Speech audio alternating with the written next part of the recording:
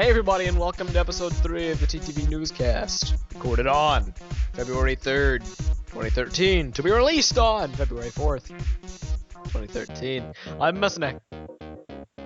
And I'm Chima. And we're here to bring you a special episode discussing the Nuremberg Toy Fair currently going on in Germany. And this toy fair... Yup. For those that don't know, the Nuremberg Toy Fair is basically the precursor to the New York Toy Fair, where we get to see all the pictures of the new Lego sets. And there's LJ. But he's not supposed to do it, because we're cutting him off. No, he can be here. But Meso, he's supposed to be sleeping. This is LJ, he's currently sleep deprived, so if he dozes off during Galaxy Quad coverage, you know why. I feel like I walked in on like a conference meeting because I was supposed to be here. I just BRB'd. I come back, I find this. We literally haven't even started talking about anything yet. I was just telling we literally started like a minute ago. I'm telling what the Nuremberg Toy Fair is. Oh, Nuremberg! Terrible, that's what it is. Continue. It's the precursor to the New York Toy Fair. And calm down. Well, you told me to get my enthusiasm on, Meso. This is my enthusiasm. I wish I'd never asked. So, basically we have pictures from every theme, but we will only be talking about 3 themes: Hero Factory, Chima, and Galaxy Squad. The rest will be saved for New York Toy Fair coverage, where we'll do a more in-depth analysis. So, without further ado, we'll start with Hero Factory and the flagship set of the second wave of Brain Attack, Jet Rocka. This guy is really strange. Jet Rocka. He is just kind of weird. His build looks very nice. The actual construction of like the Technic exosuit jet thing with the wing function looks really nice, and it makes me realize just how much I actually do miss Technic designed vehicles, mainly that aren't motorcycles. Not that the motorcycles aren't cool, but there's a lot of them. But I think really where this set kind of gets to the point where it's kind of iffy with me is if you look at the box picture, which will be up on the screen right now, you can see how he's meant to look. And he's meant to have the wings just, outwards, the launchers pointed forwards, and you grab him by the handle on the back, and you swish him around the room, and you fire the launchers, and then you pull off epic flight poses. But there's no way to actually pose him like that. You have to pose him standing up, where you have this horribly top-heavy jet, and this skinny dude holding it up with the weight of his friction joints. And I don't know. I don't really like how it looks in that aspect, but for all intents and purposes, it's a good set otherwise. What are your thoughts, guys? I don't know. I don't mind the set. It's okay. It's not bad. There's room for improvement, but then again... There is with everything. Yeah, well, it's been a long time since we've had a mech set, much less for... Yeah. Hero Factory, so it's cool. It's really tricky to do. LJ, what do you think of Jet Rocka? I don't know. It just seems like they're trying to play off the whole we can make multiple sets of a character a year thing. It just seems to me like another Inferno bike. Yup. But with story relevance. That's because it is an Inferno bike.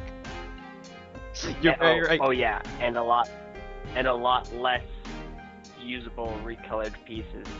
Yup. And by a lot less, I mean none. Technic's always aren't those nice Fentoken wings and gunmetal? No. Darn. They're not? It looks like you they can are. see, like his lower legs are in gunmetal. Just compare them. No, the... Oh, okay. That is bringing me to the other point. I wish I don't have a problem with the set itself. I just wish it kind of didn't exist, or I wish it was Jet Stringer, because I don't really need another Rocka, to be honest. I'd like it to be another character that like Nex and Stringer aren't even in this year, and instead we get Jet Rocka. So there's that. But Yeah. okay, the rest of the sets. We've got Aquagon and Evo. We've got Dragon Oh, Bolt and Surge, and we've got Frost Beast and Stormer. We'll start off first with the most interesting, Dragon Bolt. What do you guys think of Dragon Bolt? This is Well- the guy that was supposed to be huge, or was huge in the TV spot commercial thingy, and now isn't, right? Yep. Yeah. I don't know. He's cool. He's not bad. He's small, but cool. But small. I don't know, I think Dragon Bolt's actually pretty cool as a dragon. Those wings kind of bother me a little bit. They're kind of stiff looking. Yup. But other than that, no, it looks like a very solid set. I like the color scheme. And coincides with the ever so now awesome Surge. Yeah, I know. It's like, you didn't get Surge 2.0, but that wasn't actually Thankfully. a bad version of Surge. That was not actually a bad version. And it has one of my favorite weapons they've ever made, but this kind of blows that away, to put it mildly. Yeah. I'm surprised they didn't go with the like paper wings on the dragon like they do for like the system dragons. Yeah, that is actually, Like- that would probably, I'm not going to say that would look better, but it probably would. It would look a lot less gappy and flimsy. That it just seems like something they do with any kind of dragon. Yeah. I would like the wings better, I think, if they looked more solid by making them consistent rather than having the lightning pieces and then the gold pieces underneath. Just make them all one or the other. Yeah. They look stiff, but in reality they can swivel around 360 and then the wings go up and down, and they do have some posability to them. It's just probably going to be a little awkward because they use two different types of pieces for the wings. But I'd still like them. And then, yeah, Surge is nice. Surge is Yeah. cool. He has a printed visor like Furno XL. Really? So there's that. And then Aquagon and Evo, which we've already seen because we got high-res pictures of them on Kmart.com yesterday in quite the absurd and unprecedented turn of events. So rather than the Toy Fair pictures, I'll put those up on the screen because they're a bit better to actually get a glimpse of those sets. But what do you guys think about Aquagon and Evo? Aquagon and Evo. Aquagon looks like the laziest HF set ever. And that's taking into account 01. Why do you say this? I don't know. It like He is pretty generic to be. Let's be he looks honest. so simple and so like, you know how in like the Breakout game, Kahi's always saying, yeah, we're not even fighting anybody we recognize, just generic bad guy henchmen. Yeah, he is kind of. Yeah, that's Aquagon. That is the generic bad guy henchman in a nutshell. I don't know. I think he does give that look to him, but I think the colors are impressive, and I think the general look they were going with like a sea creature. I don't really think they could have done it better. He has a unique posture. He has some nice posability because of how his legs are built. He's got the two swords, which are great, combined to form a sword staff. He's got With the mask. The mask looks like a Kanohi Absa. Yeah, no, see, at least on the other guys, it's like, yeah, this is clearly their head. No, on this guy's just like, I'm a sea creature wearing a mask. It does kind of look like that. It looks a lot like a mask. Because it has. Looks kind of like a rat mask, to be perfectly honest. Alder, what do you think of Aquagon and Evo? As for Aquagon, I can see the laziness, but I don't know. I think the parts and the recolors make up for that a little bit. I think he looks better than Yes. Scarox, and I love Scarox. Yeah, I guess I can agree with that. And then as for Evo, nothing special, blah. But I guess Evo coincides with his former selves, which is actually kind of neat. It really is. It gives him a very, he's kind of forming his own sort of platform, sort of Exactly. signature. So I actually like Evo. The reason I like Evo is the same reason I liked the Toa Nuva, when some people did not.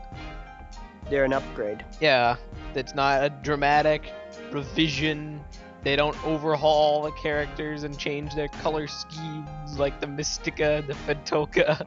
They don't like dramatically redesign them, but they do. They put a couple new pieces here and there. They change them up to match the theme, and yeah. Bada boom, bada bing, bada blah, blah, blah, blah.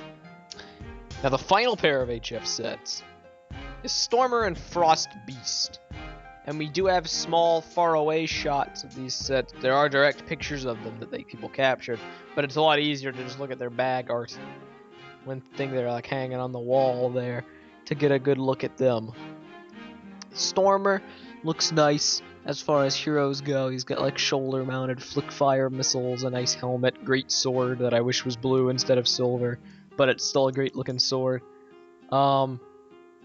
Pretty solid all around. I really have no complaints about Stormer. I like his icy shoulders. I like his recolored ice fire piece that they use, like Surge uses. Surge uses it as lightning. Inferno XL and Pyrox used it as fire. Stormer uses it as ice. It's a very versatile piece.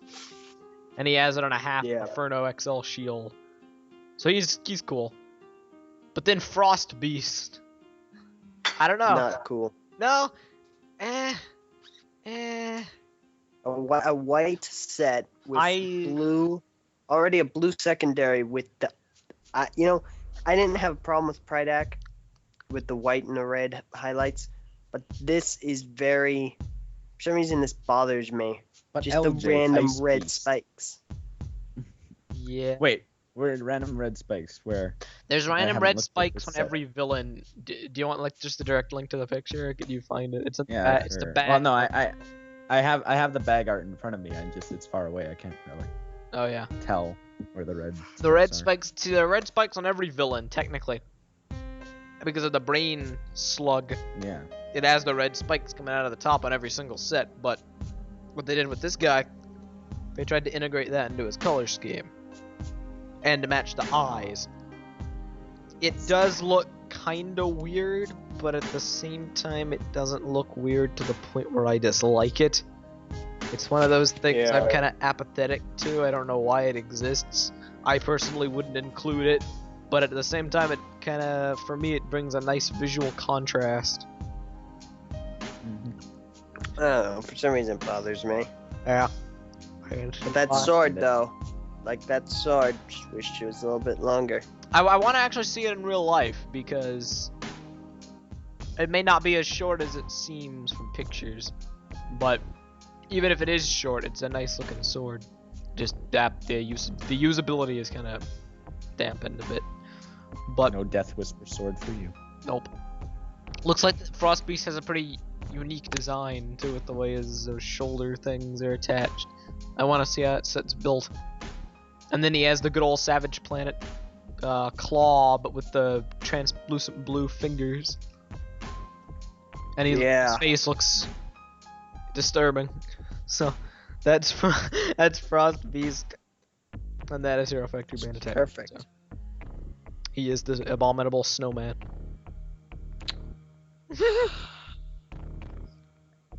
Next up, we move on to everyone's favorite theme, the theme that everyone loves: Legends of Chima.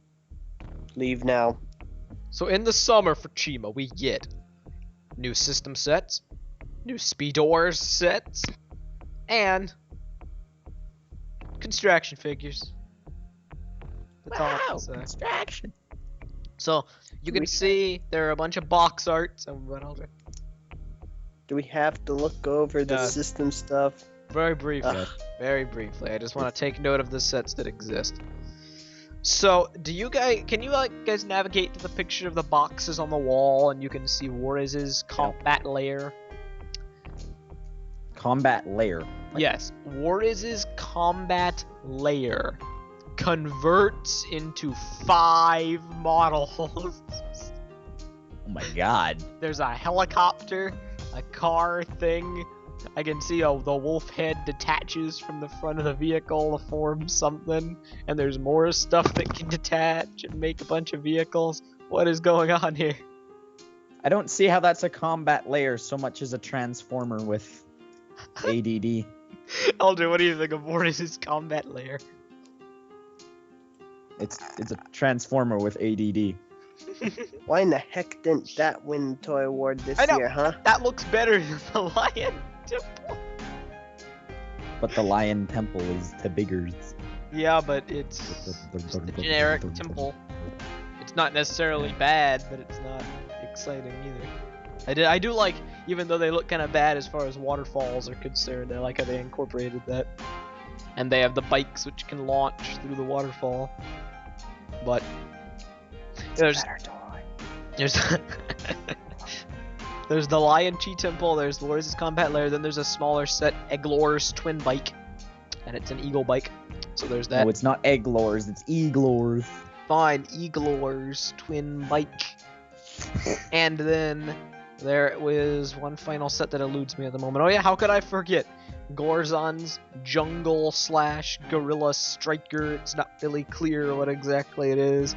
And this, I'm torn between loving it or hating it, because I think it's intended to be posed on all fours, like a, you know, an actual gorilla walking around, like it was in the show. And it looks weird when it's standing up on its stubby legs. Stubby legs. This set is all that remains of the once fabled banana belt, which we will get to in a second. This set actually has a blunt shooter like on Exo's Toa that can shoot out bananas. Banana bolt. So, those are the Chima Constraction. I'm not going to talk about the Speedors because I don't really know what they are, to be honest, but there's a bunch of Speedors. One for a skunk and one for a fox. Those are really the most interesting ones because they're new characters. And we talk about those two constantly, so. Yeah. We'll get into the meat of it. The big thing. Chima Constraction. So this stuff has like been circulating for weeks as to, okay, so we have this video of Chima and it's a bunch of prototypes, and then we have this other picture of Chima that is also supposedly a bunch of prototypes, and then this toy fair, are these prototypes, are they final? We still don't know the answer to that, but I would be willing to bet these are the final versions. I'm guessing since there's bag art on the wall. Yeah. Well, that's, I wouldn't really put that too high because there's always prototype bag art on display at Toy Fair. But true. What will tell the But when you have the sets and the bag art, they both match and they're all released and shown. That is very true. What will tell the tale is at New York Toy Fair. They're the ones that always have the prototype bag art on the walls. The Nuremberg Toy Fair, I do not actually think has a history of that. So if the bag art does not match up with the sets at New York, then yeah, these are final. But if it does, then they're still prelim, I'd say. But there's a couple things which they've changed here for the worse. Took out a lot of Krager's unique recolors. Took out a lot of Laval's unique recolors and made him generic humanoid rather than giving him lion legs. Removed the gorilla's hilarious and well-executed banana ammo belt strapped across his chest and replaced it with terrible-looking printing and/or stickers with glaring asymmetricality and random gold. But I guess the gorilla's as good a place to start off as any. He has the new fur pieces and the ice pieces or whatever they are in black. So that's something.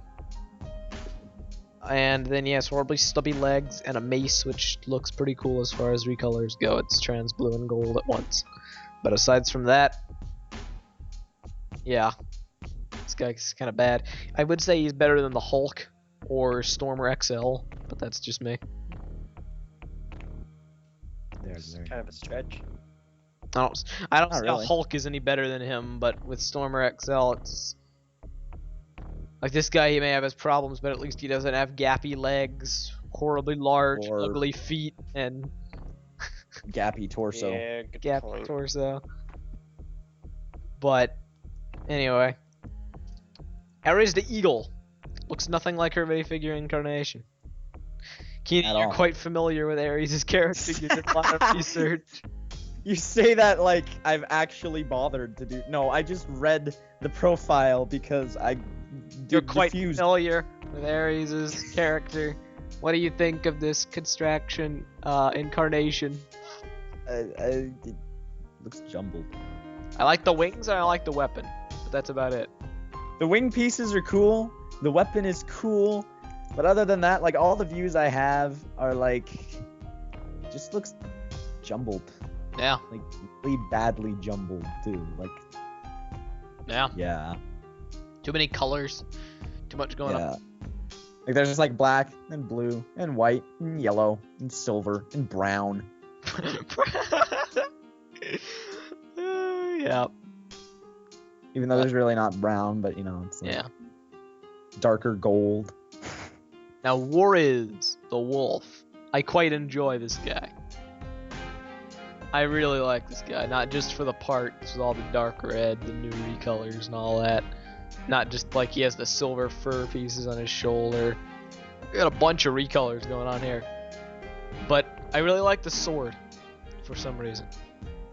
It's like the two new sword pieces doubled up to make this fearsome looking thing. Both of which are new colors for that particular piece. Well, I piece period. actually quite like that design. It's like even just the head on the Constraction figure, like the best out of all of them. I know. It's like, whoa, what? He was a nice surprise. But then, my favorite of them all, Razor the Raven. Trinkets and treasure! Yup. Trinkets and treasure. This guy, I find very little to complain about with this guy, to be perfectly honest. He's got a good color scheme, though kind of random red weapons. That's fine. His colors, it's like Ares, but without the jumbled colors. And I think it flows a lot better because of that. I really like how those wings look, both on Ares and him, but again, it's better because of the color arrangements. Yeah. That head is nice. He's kind of... Him and Ares are like the same build, just different color scheme and head, yet he pulls it off way. If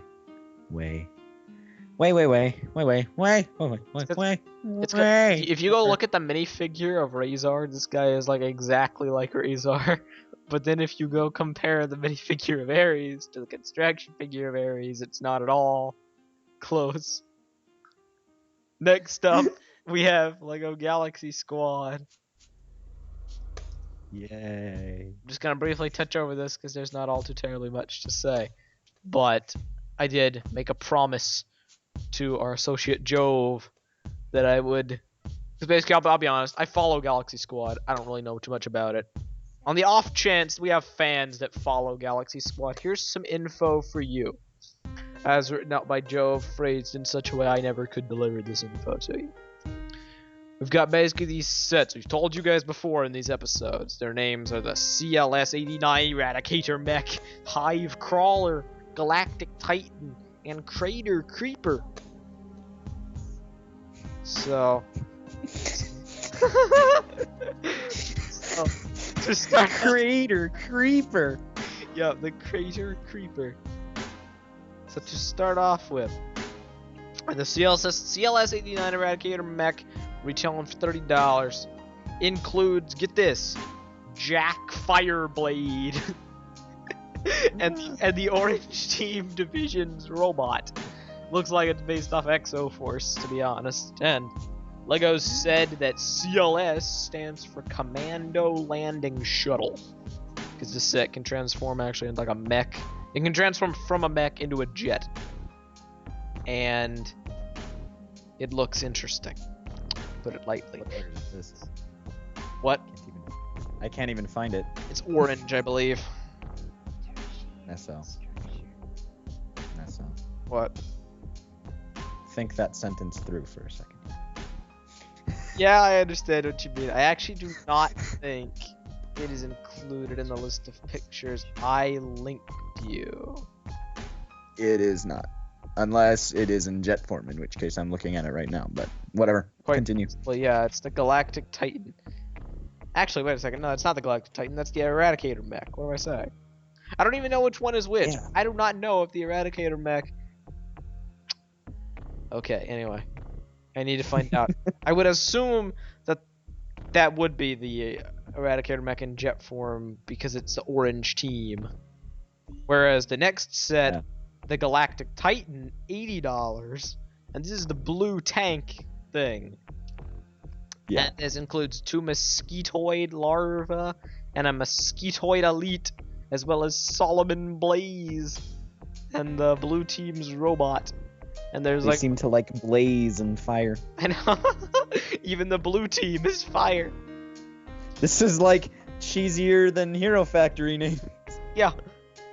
We've got a bunch of recolors here, like the Mosquitoid Elite has recolored dark red variations of some of the weapons that people have apparently been wanting for a while. A bunch of olive green recolors of like the chest armor, hexagonal white astromech pieces used for wheels, wings swivel diagonally when you switch the mode, so that's a function, I guess. And apparently these will be released like alongside the rest of the summer sets in the USA, but these sets will actually not be coming out in Europe until the summer, all at once. By which I mean these summer sets come out in the summer for the USA, but the Winter Galaxy Squad sets have not actually come out at all in Europe yet. They're gonna come out alongside the summer wave later in the year. Can I just say something? Yes. I feel like with the fancy crawly, tank thingy that transforms, I feel like they're ripping themselves off. Because that whole shuttle that pops off, A, they've done that so many times before it's not even funny, and B, that looks exactly like a Republic, Star Wars gunship. Wow. Without the little troop bay. Yeah, it's kind of true, actually. Which, those also actually exist in Star Wars ones without the troop bay. They'd be the ones that carry the big, massive tanks around. Yeah. Which they do. That just happens. Yup. No, not pass out.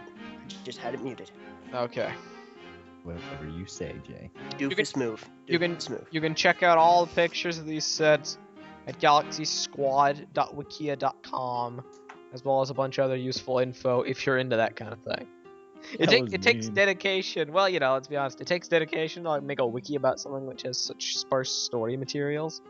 I just cannot fathom anyone that would be interested in the Galaxy Squad storyline enough to make a wiki about it, but that's what Jove does. Yeah. I'm hoping it pays off. I'm hoping that, I'm wondering how big of a fan base this team actually has. It seems kind of obscure, but at the same time, there are a lot of people that are interested in it. I read Eurobricks all the time, and the hype for Galaxy Squad is off the charts. So I guess there are some. Mars mission. Yeah. It's being hailed as the new Exoforce. So there's that. Really? That's a stretch. But Exoforce had a story. Does this? I don't know. Really? That was why I said the comment about the wiki. I don't know if there's enough stuff to put on a wiki about story details yet, at least. Well, and even Mars mission had a really, really silly, basic story, but more of a story than I've heard about this. Then again, all I've heard is Mosquitoid and Blue Team and Orange Team. Yup. That's all I've heard. So my question for everyone now is, we have Blue Team's crawly, spidery, walkie tank thingy transformation thing. Can we get Orange Deeps? Because I think that set would look great in orange. Yeah. You're not allowed to have orange. Yeah, well, you're not allowed to have a life. What was that? That was a laugh. Wait.